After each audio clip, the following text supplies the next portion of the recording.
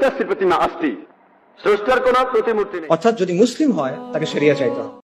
যারা বলেন ধর্ম নিরপেক্ষ হলো বর্তমান বাংলাদেশের সবচেয়ে বড় কুফরি, সবচেয়ে বড় আল্লাহকে অস্বীকার করা। পীর সাহেবের দোহাই দিয়ে ধর্ম চলে না, ধর্ম একজন মানুষের কথা দিয়ে চলে, যার নাম মুহাম্মদ সাল্লাল্লাহু আলাইহি সাল্লাম।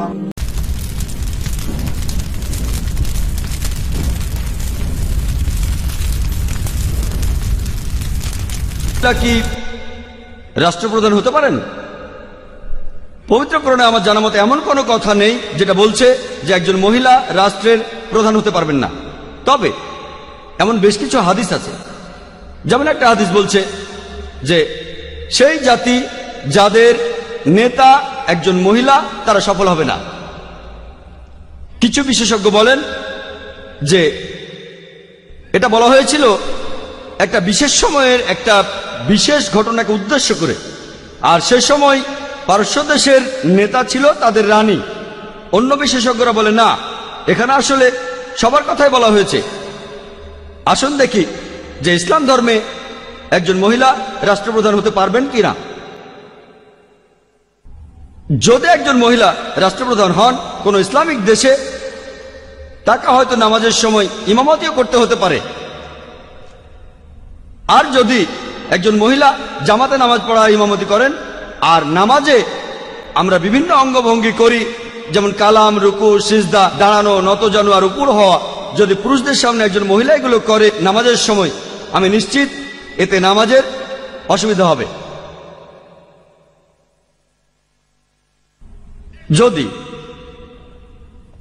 সেই মহিলা আমাদের দেশের মতো বর্তমানের কোনো দেশের রাষ্ট্রপ্রধান হন, প্রায় দেখা যাবে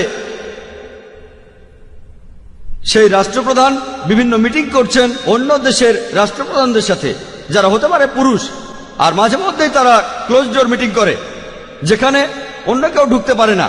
যদি একজন মহিলা আরেকজন পুরুষের সাথে ক্লোজ ডোর মিটিং করে, ইসলাম এটার অনুমতি দেয় না।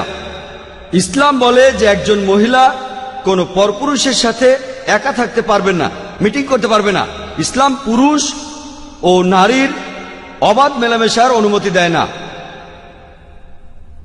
একজন রাষ্ট্রপ্রধানের ছবি বিভিন্ন সময়ে প্রচার করা হয়, ভিডিও শুটিং, ফটোগ্রাফি।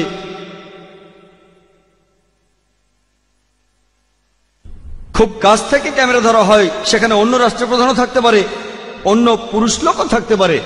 তখন এই মহিলা রাষ্ট্রপ্রধান হতে পারে মার্গারেট থ্যাচার অথবা অন্য যে কেউ। ছবিতে দেখবেন অনেক পুরুষের সঙ্গে তারা হ্যান্ডশেক করছেন। ইসলাম পুরুষ ও নারীর এই ধরনের মেলামেশাকে অনুমতি দেয় না।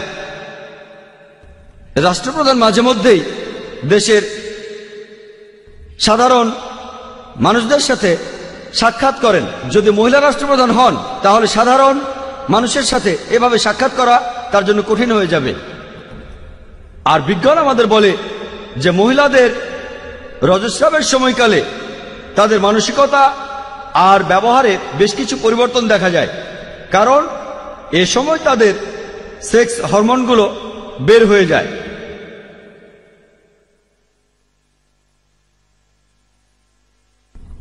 আর তিনি রাষ্ট্রপ্রধান হলে এই পরিবর্তনের কারণে বিভিন্ন সিদ্ধান্ত নিতে তার সমস্যা হতে পারে।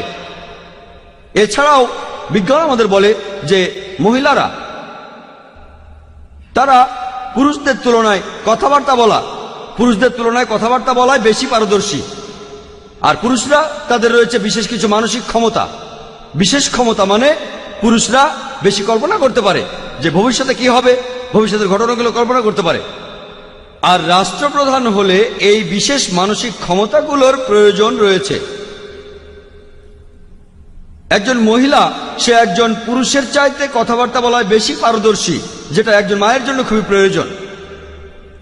একজন মহিলা তিনি অন্তঃসত্ত্বা হয়ে পড়েন, তখন তার কয়েক মাস বিশ্রামের প্রয়োজন হয়। সেই সময় কে সেই রাষ্ট্রের দেখাশোনা করবে?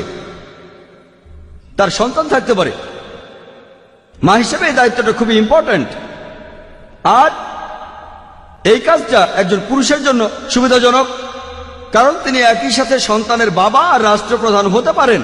কিন্তু একজন মহিলার পক্ষে একই সাথে মা আর রাষ্ট্রপ্রধান হওয়াটা সুবিধাজনক নয়। আমিও সেই সব বিশেষজ্ঞদের মতোই বলবো, মহিলাদের কোনো দেশের রাষ্ট্রপ্রধান হওয়া উচিত নয়, কিন্তু তার মানে এই না যে মহিলারা সিদ্ধান্ত গ্রহণে অংশ নিতে পারবেন না। আমি আমার লেকচার আগেও বলেছি, ভোটাধিকার আছে, আইন প্রণয়নের সময় তারা সিদ্ধান্ত নিতে পারে। আর আমরা ইতিহাস থেকে জানতে পারি উম্মে সালমা রাদিয়াল্লাহু তাআলা আনহা তিনি নবীজিকে সমর্থন আর নির্দেশনা দিয়েছেন যে সময় মুসলিম সম্প্রদায় একত্রিত ছিল না। তিনি তখন নবীজিকে সমর্থন আর নির্দেশনা দিয়েছেন। আর আমরা জানি যদিও প্রাইম মিনিস্টার অথবা প্রেসিডেন্ট তিনি হন দেশের প্রধান ব্যক্তি, কিন্তু প্রায় দেখা যায় যে পিআর সেক্রেটারিরাই বিভিন্ন সময়ে সিদ্ধান্ত নিয়ে থাকেন। তাহলে এভাবে একজন মহিলা দেশের বিভিন্ন বিষয়ে সিদ্ধান্ত নিতে পারেন। আশা করি উত্তরটা পেয়েছে।